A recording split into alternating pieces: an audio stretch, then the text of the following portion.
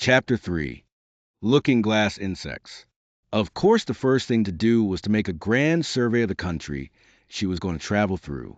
It's something very like learning geography, thought Alice, as she stood on tiptoe in hopes of being able to see a little further.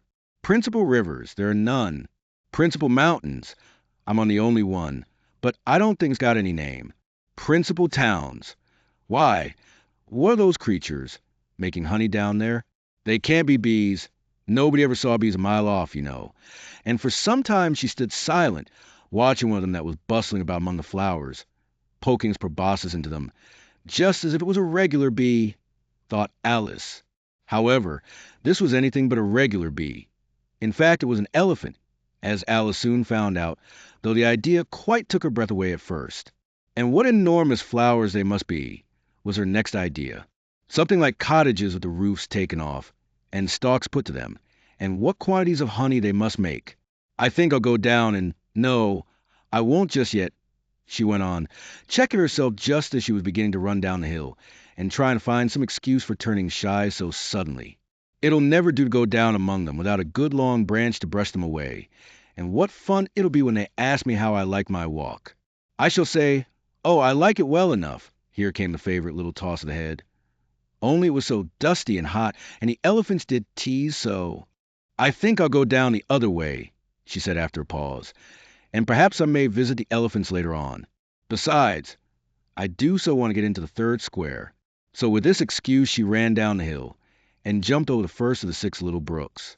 Tickets, please, said the guard, putting his head into the window. In a moment, everybody was holding out a ticket. They were about the same size as the people, and quite seemed to fill the carriage. Now then, show your ticket, child, the guard went on, looking angrily at Alice. And a great many voices all said together, like the chorus of song, thought Alice, don't keep him waiting, child. Why? His time is worth £1,000 a minute. I'm afraid I haven't got one, Alice said in a frightened tone. There wasn't a ticket office where I came from. And again the chorus of voices went on. There wasn't room for one where she came from. The land there is worth £1,000 an inch. Don't make excuses, said the guard. You should have bought one from the engine driver. And once more the chorus of voices went on with, the man that drives the engine. Why?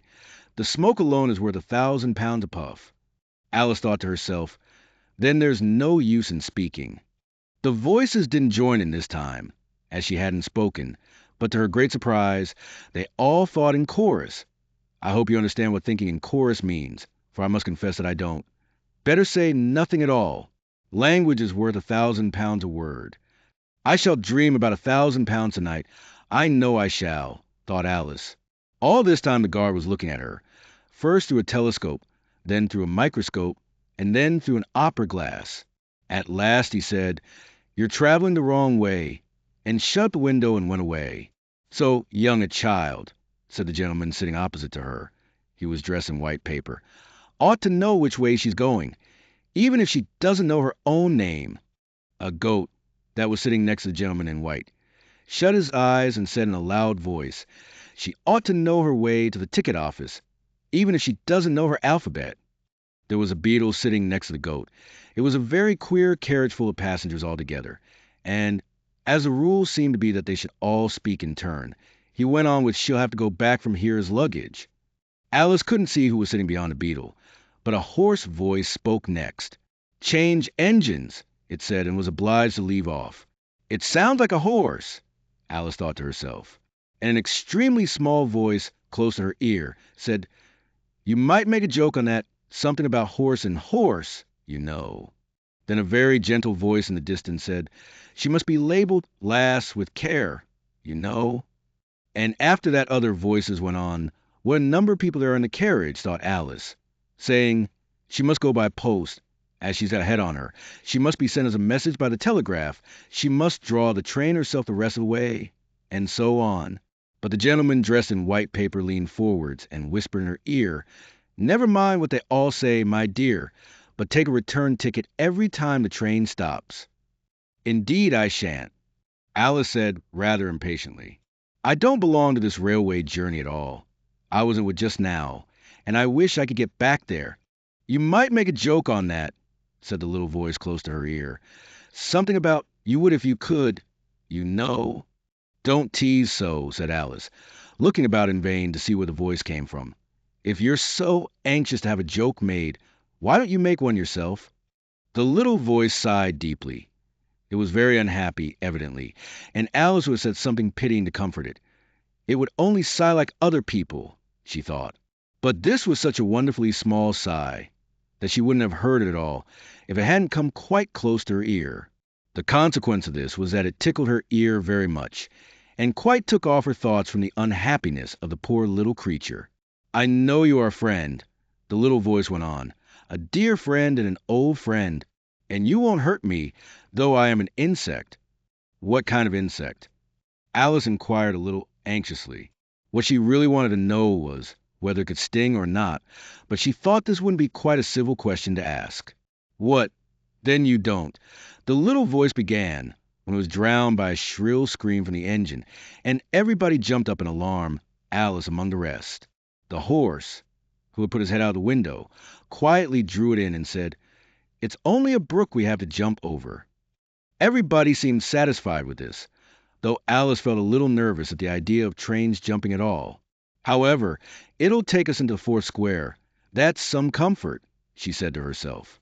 In another moment she felt the carriage rise straight up into the air, and in her fright she caught at the thing nearest to her hand, which happened to be the goat's beard. But the beard seemed to melt away as she touched it, and she found herself sitting quietly under a tree, while the gnat, for that was the insect she had been talking to, was balancing itself on a twig just over her head and fanning her with its wings. It certainly was a very large gnat, about the size of a chicken, Alice thought. Still, she couldn't feel nervous with it, after they had been talking together so long. Then you don't like all insects? The gnat went on, as quietly as if nothing had happened. I like them when they can talk, Alice said. None of them ever talk where I come from. What sort of insects do you rejoice in where you come from? The gnat inquired. I don't rejoice in insects at all, Alice explained, because I'm rather afraid of them, at least the large kinds. But I can tell you the names of some of them. Of course they answer to their names, the gnat remarked carelessly. I never knew them to do it. What's the use of their having names? The gnat said. If they won't answer to them, no use to them, said Alice. But it's useful to the people who name them, I suppose. If not, why do things have names at all? I can't say, the gnat replied. Further on, in the wood down there, they've got no names. However, go on with your list of insects. You're wasting time. Well, there's the horsefly, Alice began, counting off the names on her fingers. All right, said the gnat. Halfway up that bush, you'll see a rocking horsefly, if you look. It's made entirely of wood, and gets about by swinging itself from branch to branch. What does it live on? Alice asked with great curiosity. Sap and sawdust, said the gnat. Go on with the list. Alice looked up at the rocking horsefly with great interest, and made up her mind that it must have been just repainted. It looked so bright and sticky. And then she went on. And there's the dragonfly. Look on the branch above your head, said the gnat, and there you'll find a snapdragonfly. Its body is made of plum pudding, its wings of holly leaves, and its head is a raisin burning in brandy. And what does it live on? Frumenty and mince pie, the gnat replied, and it makes its nest in a Christmas box. And then there's a butterfly, Alice went on, after she had taken a good look at the insect with its head on fire, and had thought to herself, I wonder if that's the reason insects are so fond of flying into candles, because they want to turn into snapdragon flies. Crawling at your feet, said the gnat. Alice drew her feet back in some alarm. You may observe a bread and butterfly. Its wings are thin slices of bread and butter. Its body is a crust, and its head is a lump of sugar. And what does it live on? Weak tea with cream in it. A new difficulty came into Alice's head. Supposing it couldn't find any, she suggested. Then it would die, of course. But that must happen very often, Alice remarked thoughtfully. It always happens, said the gnat. After this, Alice was silent for a minute or two, pondering. The gnat amused itself meanwhile by humming round and round her head. At last it settled again and remarked, I suppose you don't want to lose your name? No, indeed, Alice said. a little anxiously. "And yet I don't know," the gnat went on in a careless tone. "Only think how convenient it would be if you could manage to go home without it. For instance, if the governess wanted to call you to your lessons, she would call out, 'Come here,' and there she would have to leave off, because there wouldn't be any name for her to call, and of course you wouldn't have to go, you know." "That would never do, I'm sure," said Alice. "The governess would never think of excusing me lessons for that. If she couldn't remember my name, she'd call me Miss, as the servants do." Well, if she said Miss, and didn't say anything more, the gnat remarked, "Of course you'd miss your lessons. That's a joke. I wish you had made it." "Why do you wish I had made it?" Alice asked. "It's a very bad one." But the gnat only sighed deeply, while 2 large tears came rolling down its cheeks. "You shouldn't make jokes," Alice said, "if it makes you so unhappy." Then came another of those melancholy little sighs, and this time the poor gnat really seemed to have sighed itself away, for when Alice looked up, there was nothing whatever to be seen on the twig, and, as she was getting quite chilly with sitting still so long, she got up and walked on. She very soon came to an open field, with a wood on the other side of it. It looked much darker than the last wood, and Alice felt a little timid about going into it. However, on second thoughts, she made up her mind to go on. "For I certainly won't go back," she thought to herself, and this was the only way to the 8th square. "This must be the wood," she said thoughtfully to herself, "where things have no names. I wonder what'll become of my name when I go in. I shouldn't like to lose it at all, because they'd have to give me another, and it would be almost certain to be an ugly one. But then the fun would be trying to find the creature that had got my old name. That's just like the advertisements, you know, when people lose dogs. Answers the name of Dash. Had on a brass collar. Just fancy calling everything you met Alice, till one of them answered. Only they wouldn't answer at all, if they were wise." She was rambling on in this way when she reached the wood. It looked very cool and shady. "Well, at any rate, it's a great comfort," she said as she stepped under the trees. "After being so hot. To get into what?" she went on, rather surprised at not being able to think of the word. "I mean to get under this, you know." Putting her hand on the trunk of the tree. "What does it call itself, I wonder? I do believe it's got no name. Why, to be sure it hasn't." She stood silent for a minute, thinking. Then she suddenly began again. "Then it really has happened, after all. And now who am I? I will remember. If I can, I'm determined to do it." But being determined didn't help much, and all she could say, after a great deal of puzzling, was, "L. I know it begins with L." Just then a fawn came wandering by. It looked at Alice with its large, gentle eyes, but didn't seem at all frightened. Here then," Alice said, as she held out her hand and tried to stroke it, but it only started back a little, and then stood looking at her again. "What do you call yourself?" the fawn said at last. Such a soft, sweet voice it had. "I wish I knew," thought poor Alice. She answered, rather sadly, "Nothing, just now." "Think again," it said. "That won't do." Alice thought, but nothing came of it. "Please, would you tell me what you call yourself?" she said timidly. "I think that might help a little." "I'll tell you, if you'll move a little further on," the fawn said. "I can't remember here." So they walked on together through the wood, Alice with her arms clasped lovingly round the soft neck of the fawn, till they came out into another open field. And here the fawn gave a sudden bound into the air and shook itself free from Alice's arms. "I'm a fawn," it cried out in a voice of delight, "and, dear me, you're a human child."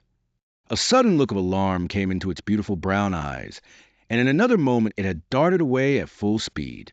Alice stood looking after it, almost ready to cry with vexation at having lost her dear little fellow-traveler so suddenly.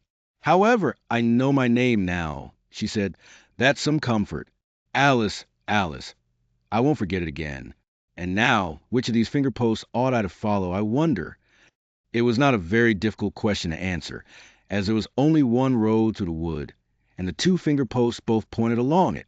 "I'll settle it," Alice said to herself, "when the road divides and they point different ways." But this did not seem likely to happen. She went on and on a long way, but wherever the road divided there were sure to be 2 finger posts pointing the same way, one marked to Tweedledum's house, and the other to the house of Tweedledee. I do believe, said Alice at last, that they live in the same house. I wonder I never thought of that before, but I can't stay there long. I'll just call and say, how'd you do, and ask them the way out of the wood. If I could only get to the 8th square before it gets dark. So she wandered on, talking to herself as she went, till, on turning a sharp corner, she came upon 2 fat little men, so suddenly that she could not help starting back. But in another moment she recovered herself, feeling sure that they must be